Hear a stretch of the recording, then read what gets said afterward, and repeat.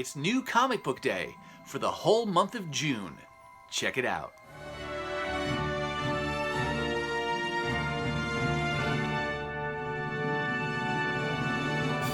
Hi everyone and welcome. My name is Chris and this is Northgarden Comics. You know, each week I show you videos of the different back issues I found, whether they be at local stores or sales or conventions that I've attended, and that's because most of what I buy throughout a given month are back issues, and it might be recent back issues, it might be older back issues going back to the 70s or 80s, but back issues nonetheless. But I do buy new books as well, and I thought for a change of pace that I would show you the new books that I got for the month of June. Why the month of June? Well, that's because I do buy some books in store, but I also pre-order some books online. And what that does for me, it relieves some of the strain and the stress of being able to get to a local store on a regular basis, but it also relieves a little bit of the wallet strain, and it allows me to stretch my comic book dollar a little bit further. So what I'm going to show you today are the new books that I got from DCBS for the month of June. I'm not going to go too into the weeds on how DCBS works, but in case you're not familiar with them, I want to show you just a little bit of the highlights. So first thing, shipment. I get once a month shipments from them, and here's my June shipment box. You can see nice, well taped. It's a heavy-duty cardboard box. Here's what the packaging looks like inside. You can see it's got the nice form-fitting foam around the side so the books aren't going to slide around. Here's the stack of books for June. Not a huge stack for June.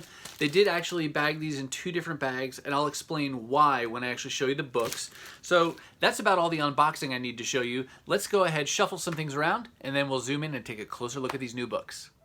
All right, as we get started, I'll share some more details about how DCBS works as I show you these books for those of you who are interested in learning a little bit more about how a pre-order service like this works. First up is the Marvel free previews. I always add this to my order. You get this for free in a comic book shop when you go in, but like I said, I don't always get to go into the comic book shops on a regular basis, and so I sometimes would miss out on these, and I always make sure to add it to my order when I pre-order books. And just like in the stores, it's free. I like to see the covers. I like to see what's coming. You might think it's like a throwaway, but I consider these to be collectible too, and I'm sure someday it'll be fun to look back and see what I was looking forward to way back when. Next book here. This is a book I'm not even collecting as an ongoing title. This is Batman number 92, for those of you who haven't seen it yet. This is, Punchline first cover appearance here. Got this for 2 reasons. First, because it's Punchline and new character, and that's intriguing. I know she's gotten a lot of attention, but the bigger reason I got it is because of the artist who did the cover, and that's Art Germ, and I love his style, and oftentimes when he does a cover, I will pick up that book even if it's a title that I'm not collecting regularly. Here we've got New Mutants number 10, part of the recently relaunched X-Men lineup, now under the guidance of Jonathan Hickman. He was the writer on this book when it first started, and now it looks like the writer is Brisson, if I'm pronouncing that correctly. You got Mike Del Mundo doing the cover art here, and he's been doing the covers for a lot of these, or the standard covers. I'm a big fan of the X-Men, and so this was one of those. I consider the New Mutants to be one of the bigger titles. The main X-Men title, New Mutants. Seems like Excalibur and Marauders are up there as well, but collecting almost all, I want to say, of the relaunched X-Men titles. We've got Daredevil number 20, ongoing series. Chip Zdarsky doing writing and Cicchetto doing the pencils. This has just been a fantastic series from the get-go. I've loved this creative team. I love the story that they're doing, and I just love the character of Daredevil to begin with, so it's really fun when the ongoing comic book is doing so well, so I've really enjoyed this. One thing I will share about DCBS, as you see these books, you'll see they're all bagged and boarded, and DCBS has a few different options that you can choose from. You can choose first, the lowest cost option is to have your books come with no bag or board, and of course that's free. Then the next level up, you can pay to have a basic polypropylene bag, and you're coated on one side backing board like you'd pick up in a local comic shop, and I think that costs like 10 or 12 cents a book to do that. And I go for one option just above that, which is to get the My Light bags. So it's not the My Light 2, it's just the My Light. So it's a little bit thinner than 2 mil, and it comes with a halfback board. I would prefer to have the My Light 2s ultimately, but beggars can't be choosers, and Mylar is Mylar.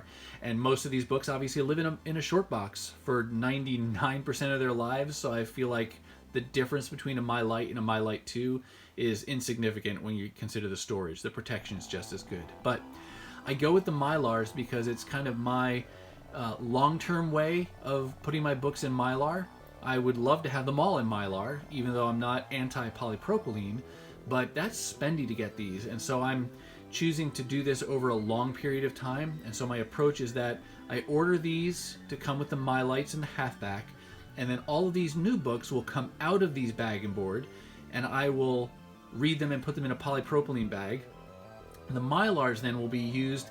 I am systematically going through my collection from the oldest books forward, replacing the bag and board with a My Light. So, I get a handful or however many books a month, and I just chip away bite by bite. And so it's a long-term project, but it's fun and it keeps it relatively affordable. And I don't know if I said this, but the My Light bag with the halfback board is 30 cents a comic. Back to some more X-Men. We got Excalibur number 10. I liked this title way back when in its first volume, and that was one of the first X-Men titles I collected as a teenager, and so I was nostalgically attracted to this one already. And then you got Psylocke, who's now Captain Britain, and that's pretty cool. So this is another title I've enjoyed being able to collect. I will say that I don't read these books right away. What I do is I'm always reading something. And right now I'm reading through some of the old X-Men books through my Marvel Unlimited subscription. I was just reading all of the old Marvel Heroes Reborn titles for a different video. So there's always something I'm reading. And I used to read the new books as they came out one at a time, but I found that I would forget the plot from month to month, and it would blend in when you're reading a bunch of different books. And so instead what I do now is I wait for them to stack up like this, and I'll just read the whole chunk all at once. So I'll read 6 to 10 issues all at once, and then I'll wait again, and then I'll read some more. So I'm always reading something. I'm never bored, and so it always gives me something to look forward to. Here we got Transformers number 20. This is, again, one of my favorite franchises, the thing that got me into comics to begin with. IDW has had the license for, a lot of years now. They were doing some world building with Transformers for about 13 years, and then that came to a dramatic close with an epic battle with Unicron, and they actually ended that universe and then started over 20 issues ago with a new number 1, and they're now telling stories that take place prior to the war between the Autobots and Decepticons that all of us who love the franchise are familiar with. So this is pre-Autobots versus Decepticon type factions. You can see here, even by the title, this is the rise of the Decepticons. So we're getting some of that history into that older period of Cybertron. All right, Thor number 5. People are talking about this book because of the first appearance of this Black Winter. Again, I'm not particularly, impressed or not impressed by that fact. I was unsure after the end of Jason Aaron's run on Thor if I would continue with the character. Despite my love for Thor, I'm always looking, do I want to continue with something? Do I want to switch to something else? But I read really good things about this run. The art looked really good. You got Olivier Coipel doing the covers. Everything about it seemed to say it was going to be a winner, so I've continued to collect the Thor title, so glad to have number 5 there. All right. Avengers Empire number 0. This is kind of the kickoff issue for the Empire event series that Marvel is doing. One thing I'll say about this, I was not going to buy this book. I have kind of evolved my strategy towards event series over the years because there are so many books if you want to complete the entire event, and it just becomes overtaxing for a fixed comic book budget. And so I had thought originally I would limit myself just to the main event series and then wait on any tie-in issues, because what I've found historically is that the tie-in issues especially If you wait, you'll eventually see them go on sale. Either you get them for half price or maybe in a dollar bin. And so I'm willing to risk it and be patient and wait for those side stories, and even be more selective about which ones I want to read, because, you know, honestly, I'm sometimes underimpressed by the tie-in issues. But this one here, I was also going to leave behind, the number 0, because it's kind of that prologue story. And generally there too, you don't necessarily need it for the lead-up information. But then I saw that Pepe Larraz is doing the art, and I just love his style. So I figured, what the heck, I'm going to get it because for the artist there. So that was an artist-driven purchase. And then the last book I got as pre-order was this Negan Lives book. I don't typically pick up Walking Dead books, but I started to see this one show up online. People were doing videos about it. People were talking about it. I didn't know the details about Negan Lives, but it was just a one-shot on this character that people tend to love, so figured, what the heck, I'll grab it. I did not realize at the time these were given to comic book stores for free, which means that every copy that a store sells, they get to have 100% of the profits, which is great. And it was one of the ways that Image Comics was trying to support local stores and help them get back on their feet after being shut down for weeks on end. But that does conclude the books that I pre-ordered. Got a few more to show you, though, that I'll pull down here. Something a little unusual about this order as well is that I usually just pre-order some books, but DCBS has a whole section of books that they list as in stock, and they will sell those usually at the same discount price that they did when they were available for pre-order. Sometimes they'll even discount them a little bit further. So because there were so few books available to order, I spent a little more time browsing through the pages of in-stock books, and I came away with 4 things that I probably wouldn't have otherwise picked up. We've got first up here, let me rearrange this a little bit. Let's put this up like this. We've got Catwoman, number 14. This was strictly a cover buy. Again, this is another Art Germ cover, and you've heard me say how much I love his art style. This, though, I did take a quick peek at the interior arts as well before starting this video, and that looks pretty cool too. So this could be an example where I buy something as a one-off, I read it, and then it intrigues me, and maybe I want to continue to collect the ongoing. So looking forward to reading that.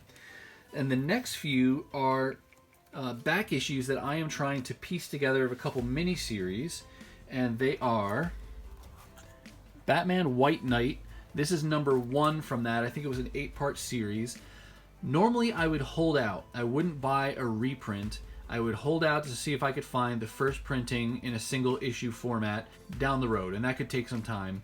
I made an exception with this one because the price just couldn't be beat. They were selling this for 31 cents, and I figured, what the heck.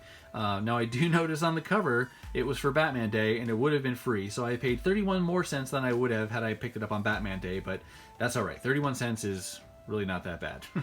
So I'll get that, and that gets me one step closer to being able to read that miniseries. I also picked up number 7 of 8. And the reason I'm going for these, I love the character of Batman, despite the fact that I don't read his titles on a regular basis right now. But I still love the character, and I really like Sean Murphy's approach. And everything I've read about it definitely seems like a good read. So I'm trying to piece these together.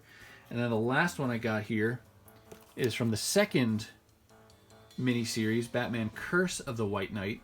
This is book 3, and I think with this I'm about halfway there with the addition of these books to having both of those miniseries. So looking forward to being able to read those in their entirety.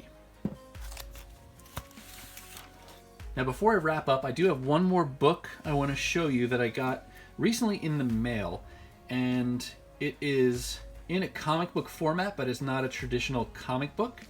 We'll put it in here. This is Eddie D'Angelini's Love and Collectors Annual number 5. If you are not familiar, this is a web comic strip that comes out on a weekly basis, and you can read it online.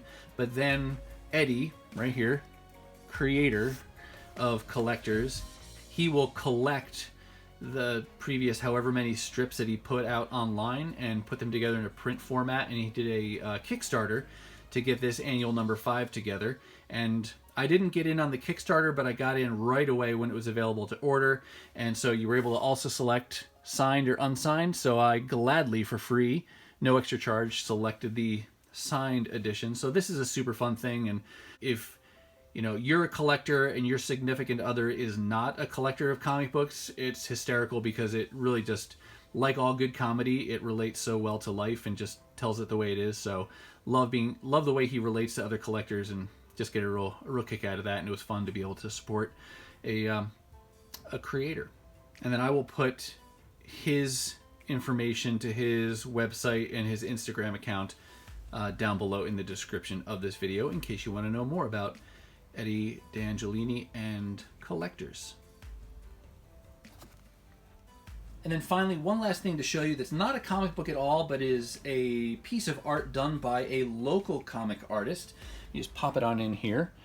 This is a piece done by Minnesota-based comic artist Brent Schoonover. He's done work for DC, Marvel, known for things like his work on Ant-Man, Captain Marvel, Batman 66. I will put his information down below as well, but this is a piece that he did a limited run of these. It came out of the riots here in Minneapolis, and many local businesses were tragically affected in those riots and destroyed. And all of the proceeds from this went to the local community effort to reopen and rebuild those businesses. And I will show you the inspiration piece that he had for this, if it'll show up well here. So here's the inspiration piece. It's just a guy on the street, on Lake Street in Minneapolis, got his broom out and was sweeping up while wearing his Spider-Man costume. And so that was the inspiration piece for this. Does whatever a spider can. And I just thought that was really cool. And again, all the proceeds went to supporting the rebuilding of local businesses. And I'll put that information in the description down below as well. Alright, that's going to do it for me, and that's going to wrap up this video showing you all the new comic books I got for the month of June. I hope you saw something that you liked. If so, let me know down in the comments below. Are you ready for some back issue goodness? Well then go ahead and check out this video that YouTube has so kindly selected for your viewing pleasure. As always, thank you so much for watching, and I'll see you next time.